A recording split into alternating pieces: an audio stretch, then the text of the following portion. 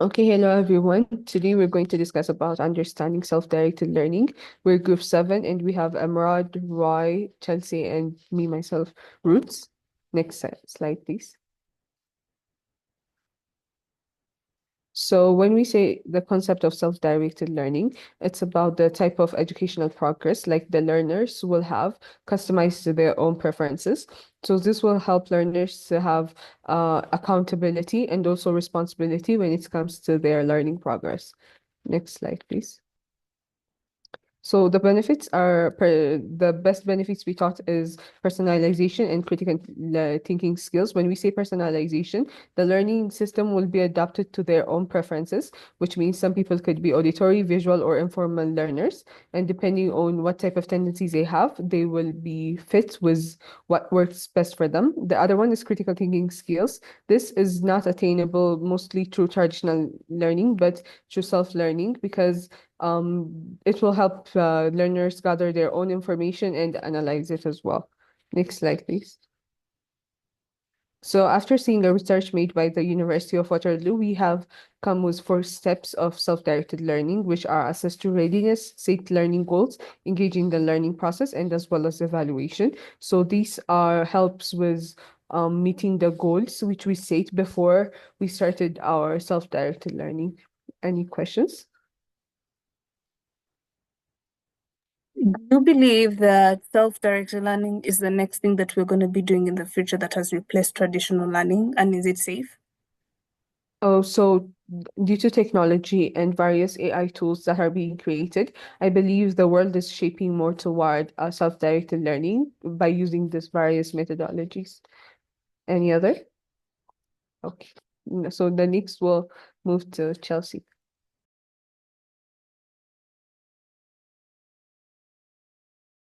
Bye bye. Planning turns intent into action. Time management sustains momentum and transforms short bursts of effort into meaningful progress.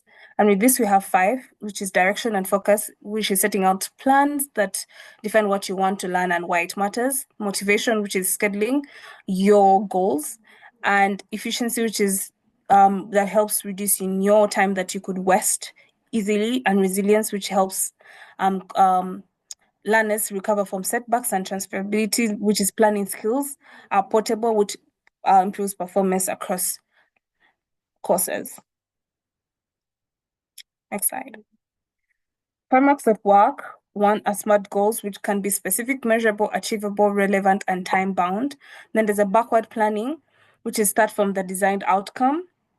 And then time blocking, which is assigning dedicated blocks for study and practice, and a Pomodoro technique, which is having 25 minutes of breaks within the sessions so that you can rest to avoid burnout, and the Eisenhower matrix that prioritizes tasks by urgency and importance. And the tools that can help you work out the frameworks are the calendar, which is Google Calendar or Outlook, that help you schedule study sessions, and task manager like Notion, Trello, that help you manage your tasks appropriately with deadlines. Then the progress tracker, which a simple spreadsheet that will help you log in your hours and milestones, and the focus apps like timers that will help you time for Pomodoro. Okay, thank you. I have a question. Why do you think planning is important in self-directed learning? One, it saves you from wasting a lot of time, and 2, it helps you manage each and everything in the most appropriate order of it being important of importance to you.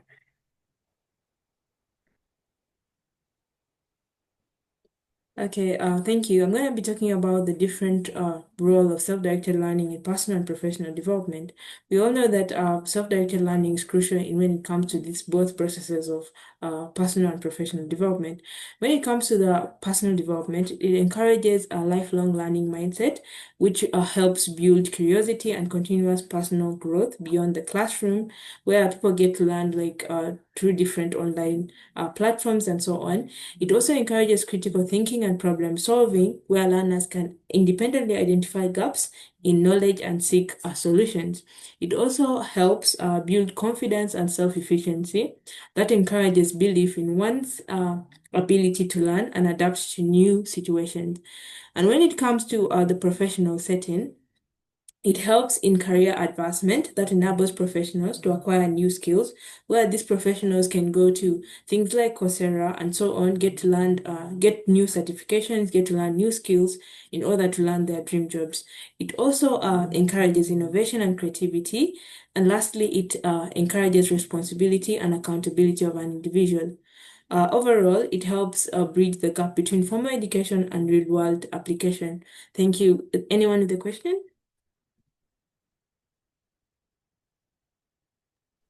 Yes. My question is, do you think without self-directing learning, we cannot have our dream job? Not really, but also self-directed learning helps us to get new skills, acquire new skills for us to go beyond our different expectations. We can be able to learn things like project management and so on in an online course that we can learn in our traditional classroom of traditional learning. Yeah, thank you. Okay. I'm going to talk about to demonstrate the importance of self-assessment evaluation in self-directed learning. First of all, self-assessment or evaluation is the process of evaluating your own performance, skills, knowledge, or progress in a specific area. It involves reflecting on what you've learned, how well you've applied it, and where you can improve. And self-directed learning is a process in which individuals take responsibility of their own education by identifying their goals, choosing resources, and managing their progress. For example, a student who use online tutorials to learn programming outside of their school curriculum demonstrates self-directed learning by independently seeking knowledge and applying it to creative projects. So, the importance of self-assessment in self-directing learning is huge. Why? Because it helps you to know where you are, how much you have grown, and what you need to improve. It shows you to yourself without any ambiguity. In this process, it promotes self-awareness, fosters independence and responsibility, encourages settings, promotes critical thinking, and supports continuous improvement. Thank you. And this is the references list we have used to do this research. Thank you so much.